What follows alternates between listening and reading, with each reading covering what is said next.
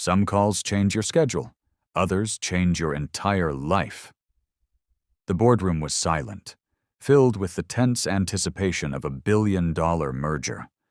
Every executive sat upright, eyes fixed on Daniel Hayes, the billionaire CEO known for his ruthless efficiency. He leaned back in his chair, fingers steepled, waiting for the final contracts to be signed. Then, his phone rang. Everyone turned as the sharp buzz echoed through the room. He never took calls during meetings. Never. Annoyed, Daniel glanced at the screen. The number was foreign, unrecognized. His instinct was to ignore it. But then, he saw the first few words of the text that popped up right after. "Hi, Dad. Can you come get me, please?" His pulse stopped. He sat up straighter, his grip tightening around the phone. His heart pounded in a way it hadn't in years. The room around him faded. "Sir?" his CFO asked, confused by his sudden change in demeanor. Daniel didn't answer. His mind was already somewhere else, because there was only one possibility. This had to be a mistake. Or worse, this had to be real. Daniel's breath caught in his throat as he stared at the message. Dad? That wasn't possible. His fingers hovered over the phone screen, his mind racing. He had no children, at least none that he knew of. And yet, something deep inside him made his stomach twist. The meeting room was silent, executives shifting awkwardly as they waited for him to speak. But Daniel wasn't in that room anymore. Without a word, he stood up. "Sir?" his CFO asked again. Daniel clenched his jaw. "Reschedule this meeting." The legal team exchanged stunned glances. No one had ever seen him walk out of a billion-dollar deal, but Daniel didn't care. He stepped out of the boardroom and immediately dialed the number. His heart pounded as the line rang. Once, twice. Then, a small, hesitant voice answered. "Hello?" Daniel inhaled sharply. "Who is this?" A pause, then a quiet sniffle. "My name is Leo," the child whispered. "And I think you're my dad." Daniel's grip on the phone tightened. He felt like the ground had been ripped from beneath him. This can't be real. "Where are you?" His voice was sharp, but not unkind. A shuffle on the other end. "I'm in Paris." A shaky breath. "Please, can you come get me?" Paris, thousands of miles away. Daniel turned on his heel, already walking toward his private elevator. "Who gave you this number?" The boy hesitated. Then, in the smallest voice, he said, "Mom did, before she went away." The elevator doors slid shut. Daniel's reflection stared back at him, but he didn't see himself. He saw a past he had buried, a mistake he had forgotten, and a boy halfway across the world waiting for a father he had never met. Daniel exhaled, his voice steady but certain. "Stay where you are, Leo. I'm coming." The moment Daniel ended the call, he was already moving. His assistant, Olivia, barely had time to stand as he strode past her desk. "Sir, where are you going?" He didn't slow down. "Book my jet. We're going to Paris." Olivia blinked, stunned.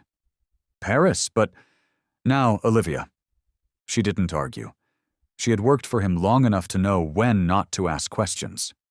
Within minutes, she was making calls, securing flight clearance, arranging everything with the kind of efficiency that made her indispensable.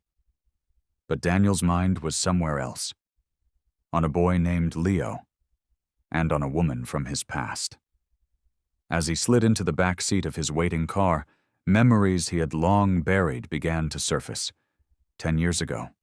Paris. Danielle Moreau. The only woman who had ever made him think about something more than business. The only one who had seen through him, past the power, past the money. They had spent one perfect summer together. But when it ended, he had convinced himself it was just that. An ending. And now, Now she was gone, and a boy, a child, was calling him Dad. Daniel clenched his jaw, staring out at the city lights flashing past the window. Did she ever try to tell me? Did I ignore something? Miss something? Regret curled in his chest, something foreign and unfamiliar. He had spent his life making ruthless, calculated decisions, never second-guessing the past.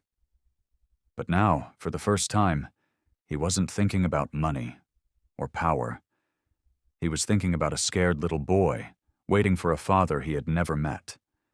And this time, Daniel wasn't going to walk away. This time, he was going to be there. The private jet sliced through the night sky, leaving New York behind as it sped toward Paris. Daniel sat by the window, gripping his phone so tightly his knuckles turned white. Leo hadn't called again. He wanted to take that as a good sign, that the boy was safe, waiting somewhere warm. But he couldn't shake the feeling that every second wasted was a second too long. Olivia sat across from him, her laptop open. We tracked the number. The call came from a small apartment in the 11th arrondissement. She hesitated. Sir, I also looked into Danielle Moreau. Daniel inhaled sharply, his gaze snapping to her. Olivia bit her lip. She passed away last month. Daniel closed his eyes, exhaling slowly. 1 month. And I had no idea. For the first time in years, his past wasn't just knocking at his door. It had broken it down. His fingers curled into fists. And Leo? What do we know? Olivia glanced at her screen. No official records of him in your name, but he's listed as her son. She hesitated again. Sir, if Danielle really believed he was yours, why didn't she reach out? That question burned in Daniel's chest. Had she been afraid? Had she assumed he wouldn't care? Or worse, had she tried, and he just never saw it? Guilt twisted inside him, dark and heavy. He opened his phone, scrolling through old messages, searching for anything he might have missed. But there was nothing. Just a name that had once meant everything to him. And now he would never get to ask her why. His grip tightened around the phone. It doesn't matter now. What mattered was Leo.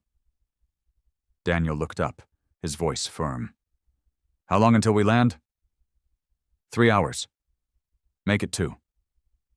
Olivia sighed but nodded, making another call to the pilots. Daniel stared out the window, jaw clenched. He had spent his life chasing success, deals, money, power. But now, none of it mattered. Because somewhere in Paris, a little boy was waiting for him. And this time, Daniel wasn't going to be late.